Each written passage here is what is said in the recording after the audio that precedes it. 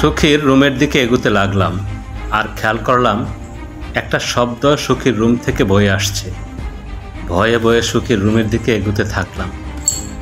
যতই এগুতে থাকলাম ততই বুকের কম্পন যেন বেড়ে চলতে লাগলো। মনে হচ্ছে এখনই আমার মৃত্যু ঘটবে। খেয়াল করলাম সুখীর রুম থেকে একটা চেঁচামেচির আওয়াজ বের হচ্ছে। মনে হচ্ছে সুখী ব্যথায় হালকা চেঁচাচ্ছে, আর কেউ একজন হয়তো সুখীর মুখটা চেপে ধরেছে। তাহলে অরণ্য সুখীর সাথে এমন করছে না তো? ভাবতেই গাটা যেন শিউরে উঠল, গায়ের লোম দাঁড়িয়ে গেল, বুকের হার্টবিটটা যেন ক্রমশ বাড়তে লাগলো, শরীরটা কাঁপতে লাগলো। ভয়ে ভয়ে দরজাটা খুললাম। দরজা খুলে খেয়াল করলাম ঘরে কেউ নেই, কিন্তু এই ঘরে যে কেউ একজন ছিল এটার উপস্থিতি আমি ঘরে ঢুকেই টের পেয়েছিলাম। এখনও কেন জানি না মনে হচ্ছে ঘরে কেউ আছে। আশেপাশে খেয়াল করলাম, দেখলাম কেউ নেই। ওয়াশরুম যখন চেক করলাম তখন কেন জানি না মনে হলো দরজা দিয়ে কেউ বের হয়েছে। তাড়াহুড়া করে দরজার কাছে আসলাম, খেয়াল করলাম আশেপাশে কেউ নেই। তাহলে আমার ধারণা কি ভুল? না, ধারণা ভুল হওয়ার কথা না। যদি একান্তই আমার ধারণাটা ভুল হয় তাহলে সুখী এভাবে উলঙ্গ অবস্থায় খাটে পড়ে থাকতো না। খেয়াল করলাম সুখী উলঙ্গ অবস্থায় খাটে পড়ে আছে, তার শরীরে একটা সুতার কাপড়ও নেই। শরীরটার দিকে তাকিয়ে অজোরে নিজের চোখ দিয়ে জল চলে আসলো, কারণ মেয়েটার শরীরটার এই অংশগুলো কাপড় দিয়ে ঢাকা থাকে বলে আমি তার আঘাতগুলো কখনো লক্ষ্য করতে পারি নাই। সুখীর সারাটা শরীরে খামচির দাগ, কোনো কোনো খামচির দাগ আগে ছিল, সেগুলো শুকিয়ে গেছে, আর কিছু খামচির দাগ নতুন। সুখীকে দেখে নিজের অজান্তে আমার কলিজাটা যেন ফেটে যাচ্ছে। আমি তাড়াতাড়ি গিয়ে সুখীকে কাপড় পরালাম। দেখলাম মেয়েটা নিস্তেজ হয়ে পড়ে আছে, কিন্তু সুখীর এই অবস্থা কে করলো? আমি সুখীকে যখন চাদর দিয়ে ডেকে মাথায় হাত বুলাতে নিলাম, সুখী আমার হাতে একটা কামড় বসিয়ে দিয়ে বলল, আমাকে ছেড়ে দাও, আমার কষ্ট হচ্ছে। সুখীর দাঁতগুলো যেন আমার হাতে বিঁধে গেল, ব্যথা হতে লাগলো অনেক। আমি রুম থেকে বের হয়ে গেলাম। হয়তো সুখী ভেবেছে আমি সেই নরপশু, তাই এইভাবে আমাকে কামড়ে ধরেছে। কিন্তু এই রুমে কে ছিল? কে রুম থেকে বের হয়ে গেল? রুমে কি তাহলে অরণ্য ছিল? ভাবতে ভাবতেই যেন আমার মাথাটা ঘুরে গেল। সাথে সাথে আমি মেঝেতে লুটিয়ে পড়লাম। এরপর কি হয়েছে আমি জানি না, তবে মনে হচ্ছিল আমি এক পুরা বাড়িতে আছি। পুরা বাড়িটা দেখতে বেশ পুরনো হলেও তার কারুকাজ ছিল মনোমুগ্ধকর। আমি কিছুটা স্তম্ভিত হয়ে বাড়িটা দেখতে লাগলাম। বাড়িটার ভিতরে ঢুকতেই একটা অপরূপ সুন্দর মোমের পুতুল পেলাম। মোমের পুতুলটা দেখতে যেন একটা জ্যান্ত মানুষের মতো লাগছে। আমি মোমের পুতুলটা হাতে নিলাম, সাথে সাথে মনে হলো আমার দমটা আটকে যাচ্ছে, শরীরের সব ক্রিয়া যেন বন্ধ হয়ে যাচ্ছে। আমি গপ করে উঠলাম, খেয়াল করলাম আমি বিছানায় শুয়ে আছি আর অরণ্য আমার পাশে শুয়ে আছে। কিন্তু আমার স্পষ্ট মনে আছে আমি কিছুক্ষণ আগেই সুখীর রুমে ছিলাম এবং তার পাশেই পড়েছিলাম। কিন্তু রুমে আসলাম কখন? আমাকে ভয় পেয়ে এভাবে উঠতে দেখে অরণ্য উঠে পড়ল। আমাকে ধরে জিজ্ঞেস করলো, কি হলো, এভাবে উঠছো যে, কোনো সমস্যা হয়েছে?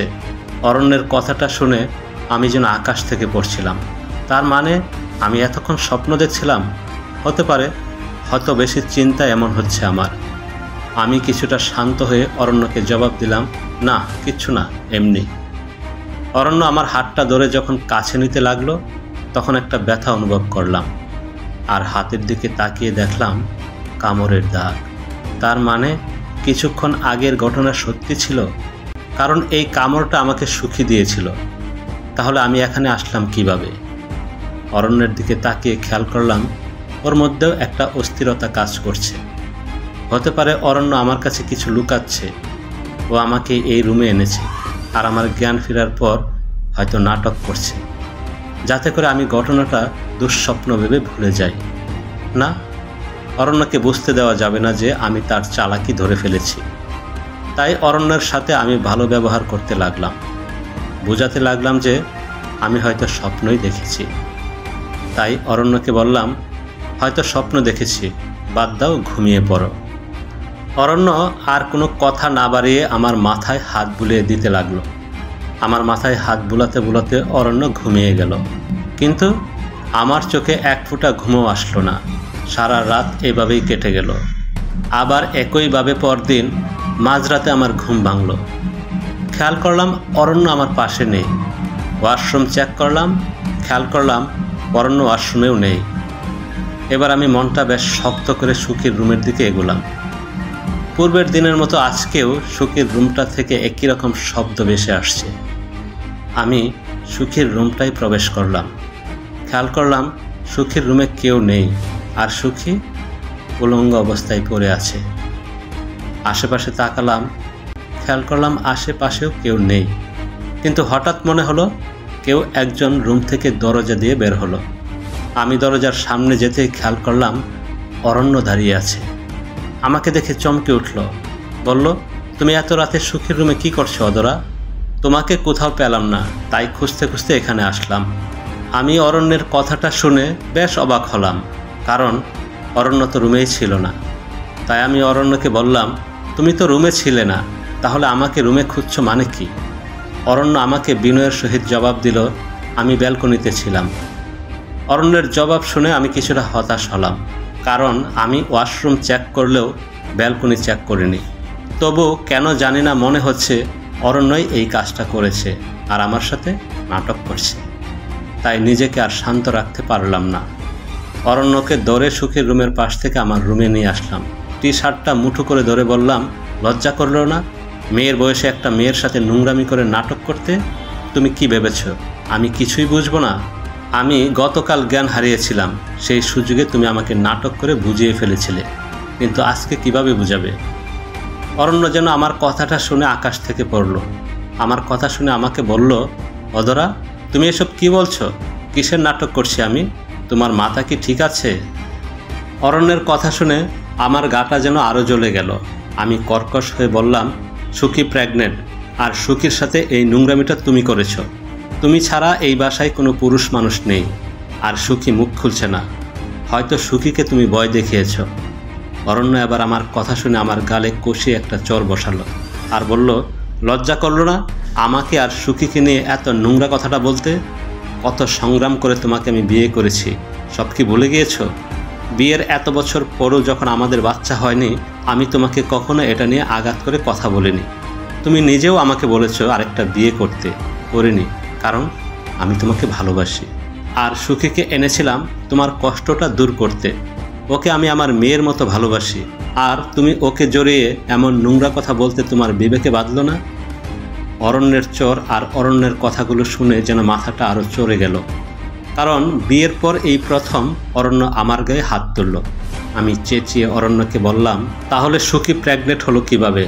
আমি ওই রুম থেকে কাউকে বের হতে দেখেছি, আর আমি যখন সুখীর রুম থেকে দরজার সামনে আসি তখন তোমাকে দেখি। তার মানে তুমিই ছিলে ওই রুমে, আর সুখী ওই রুমে উলঙ্গ অবস্থায় ছিল।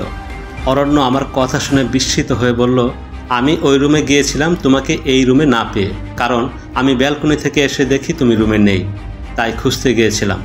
আর সুখী কী করে প্রেগনেন্ট সেটা আমারও অজানা, কিন্তু তুমি যে সুখীকে নিয়ে এত নোংরা মন্তব্য করবে আমি বুঝতে পারিনি। অরণ্যের কথাগুলো শুনে কেন জানি বিশ্বাস করতে মন চাইলেও বিশ্বাস করতে পারছিলাম না। অরণ্যর সাথে এইভাবে মন কষাকষি করেই সারা রাত পার হলো। সকালে উঠে অরণ্য আমার সাথে তেমন কথা না বলে অফিসে চলে গেল, আর আমি এইদিকে সিদ্ধান্ত নিলাম সুখীকে আজকে সত্যিটা যেভাবে হোক বলাবো। তাই আমি সুখীর রুমে গেলাম। খেয়াল করলাম সুখী বসে আছে। আমি সুখীর কাছে গিয়ে সুখীকে বললাম, মা, তুই ভয় পাস না, তুই আমাকে সবটা সত্যি বল। রাতে তোর কাছে কে আসে? তোর শরীরটাকে কে এইভাবে ক্ষত বিক্ষত করে? আমাকে বল মা। সুখী আমার কথাগুলো শুনে ডুব গিলতে লাগলো, মনে হচ্ছে খুব ভয় পেয়ে আছে। আমি সুখীকে অভয় দিয়ে বললাম, আমাকে সবটা বল মা, তোর সাথে কে এমন করে? সুখী আবার আমাকে জড়িয়ে ধরে কাঁদতে লাগলো, আর কাঁদতে কাঁদতে যা বলল আমার মাথায় যেন আকাশ ভেঙে পড়ল। কারণ একে শুনলাম আমি, তাহলে অরণ্য